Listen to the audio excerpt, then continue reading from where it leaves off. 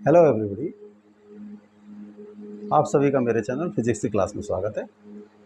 आज हम electric charges and fields chapter से क्वेश्चंस फॉर नीट सॉल्व करेंगे। वीडियो में सबसे पहले क्वेश्चंस दिए हैं, उसके बाद आंसर्स और लास्ट में उनका सॉल्यूशंस दिया है।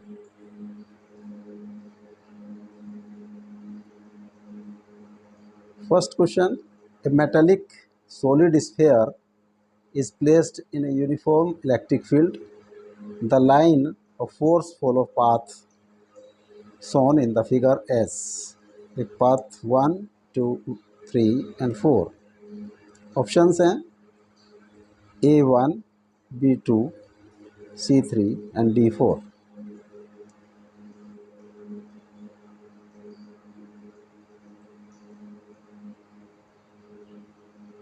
Question number 2, a stationary charge produces an electric field only and magnetic field only, both electric and magnetic fields, an electrostatic wave.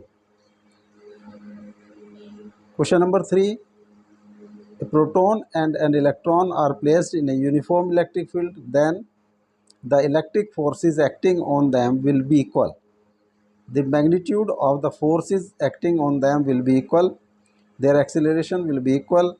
The magnitude of their acceleration will be equal. Question 4th, a positive charged ball hangs from a long silk thread.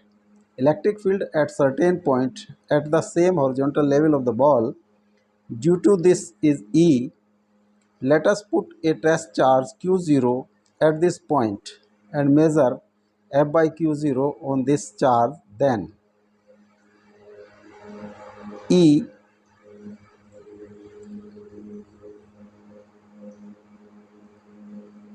minus Q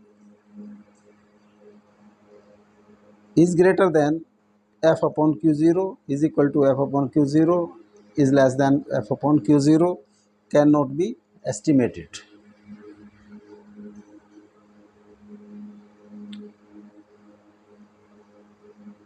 D option है D, 1 का D, 2 का answers जो है 2 का A, 3 का B और 4 A. Now solution.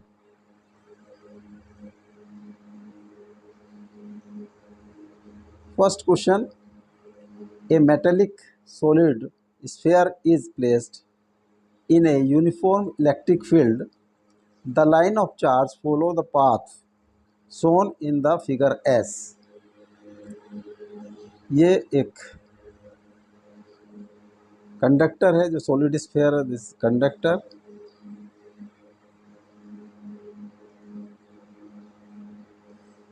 जो electric field या electric field lines inside the conductor, जो electric field E is 0 inside the conductor, इसलिए जो कंडक्टर के अंदर है कोई भी फील्ड लाइन नहीं होगी. It means 2 and 3 are not correct. जो जब कंडक्टर अगर कोई इलेक्ट्रिक फील्ड है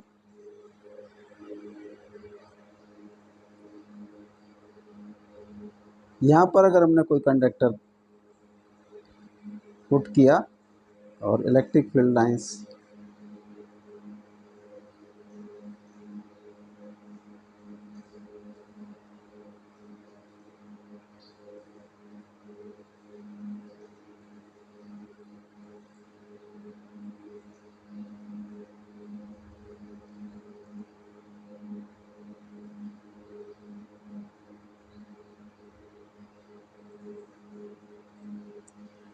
इलेक्ट्रॉन्स जो फील्ड कंडक्ट जो फ्री इलेक्ट्रॉन्स हैं वो लेफ्ट साइड में एक्यूमुलेट हो जाएंगे और राइट साइड में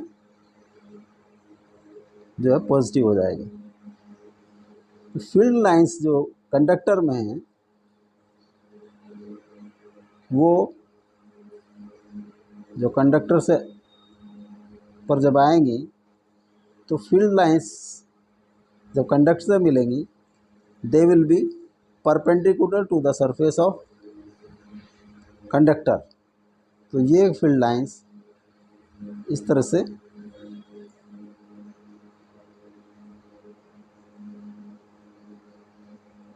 और जो भी एमिट करेगी, क्योंकि इधर पॉजिटिव है तो ये इधर से एमिट करेगी, तो ये भी इसके सरफेस के परपेंडिकुलरली एमिट करेगी।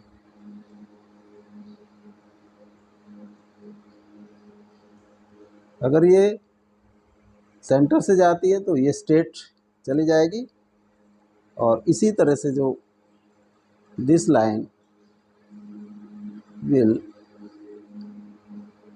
merge at perpendicular to the surface and then emit normally to the surface। इस तरह की फील्ड लाइंस होती हैं। It means this one is also not correct। Fourth जो मर्ज हो रही है वो परपेंडिकुलरली और फिर एमिट हो रही है वो भी perpendicular to the surface of the conductor, hence D is correct option.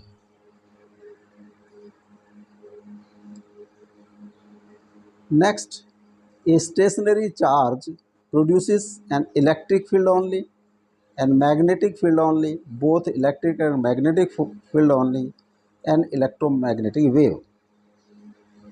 जो स्टेशनरी चार्ज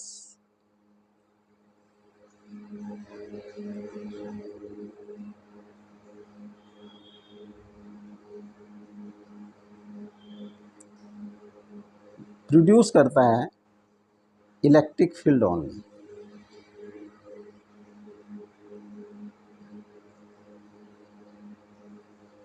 और चार्ज इन यूनिफॉर्म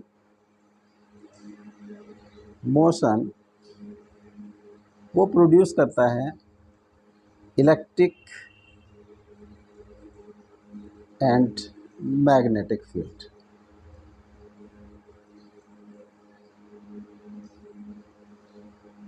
चार्ज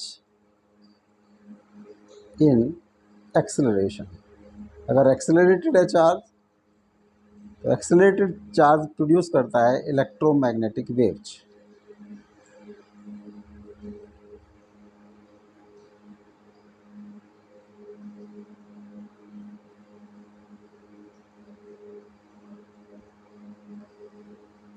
तो stationary charge produces electric field only, as A is correct option।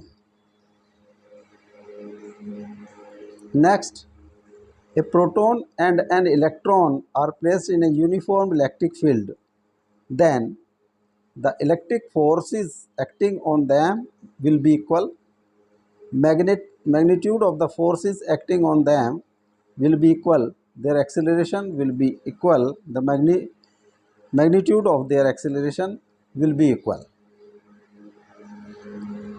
एक uniform electric field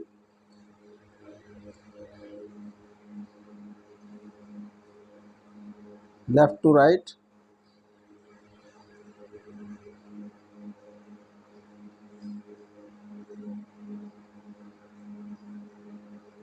suppose a point पर proton रखा है,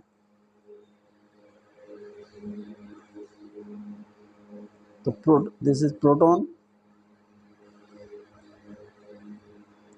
proton पर charge E plus होता है, जो इलेक्ट्रॉन पर चार्ज होता है, इलेक्ट्रॉन पर नेगेटिव और प्रोटॉन पर पॉजिटिव। जो चार्ज का मैग्नीट्यूड होता है 1.6 इंटू 10⁻⁻19 कूलम होता है।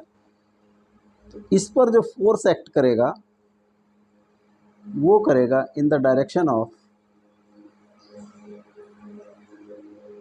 Electric field. तो फोर्स अगर हम F1, तो this will be E। B पर इलेक्ट्रॉन है, बी पॉइंट पर इलेक्ट्रॉन, तो इलेक्ट्रॉन पर चार्ज माइनस ई होता है, इस पर जो फोर्स एक्ट करेगा opposite to the electric field, तो F2 वेक्टर होगा माइनस ई ई। तो magnitude of F1 and F2 are equal but direction are in opposition. 180 degree का एंगल होगा दोनों की डायरेक्शन में, hence this B is correct option.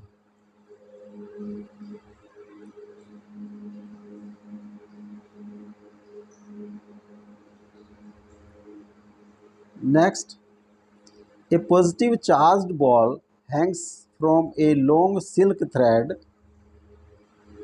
electric field at certain point at the same horizontal level of the ball. Due to this is E. Let us put a test charge Q0 at this point and measure F by Q0 on this charge. Then E is greater than F upon Q0 is equal to F upon Q0 less than F upon Q0 and cannot be estimated.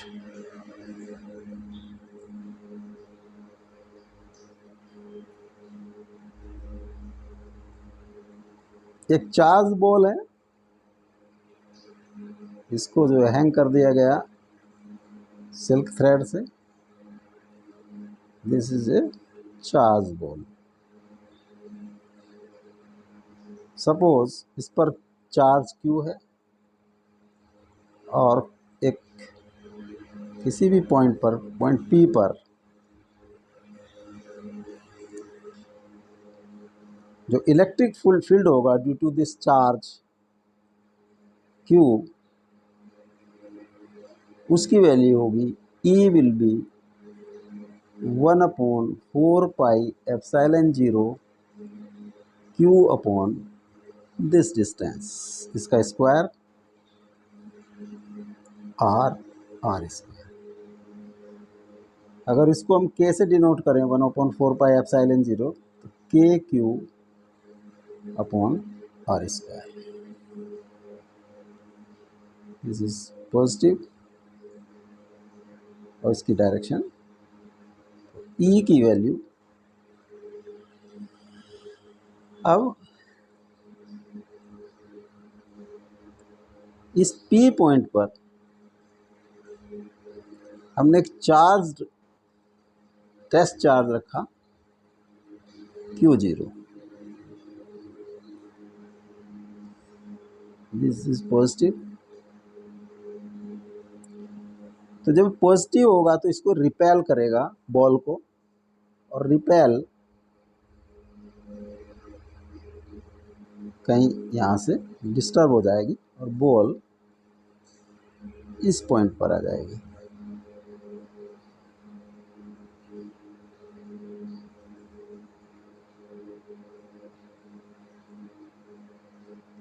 जो distance R1 थी वो increase हो जाएगी। Suppose this is R1, तो R1 is greater than R। अब दो charges हैं Q0 and Q।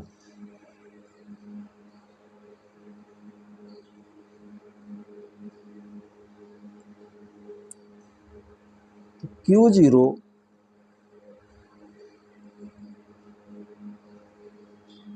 एक Q0 चार्ज है और एक this is Q0 and this is Q। Distance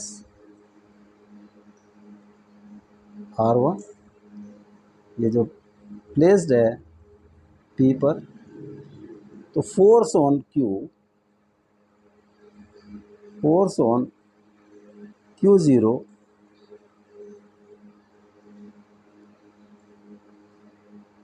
by Q, F is equal to 1/4 pi epsilon 0 Q into Q0 by R1 square. और अगर इसको K से डिनोट करें तो K Q0 upon R1 square. तो F by Q0 is equal to KQ upon R1 square, और E की value थी KQ upon R square. E is equal to KQ upon R square. तो R1 is greater than R2, तो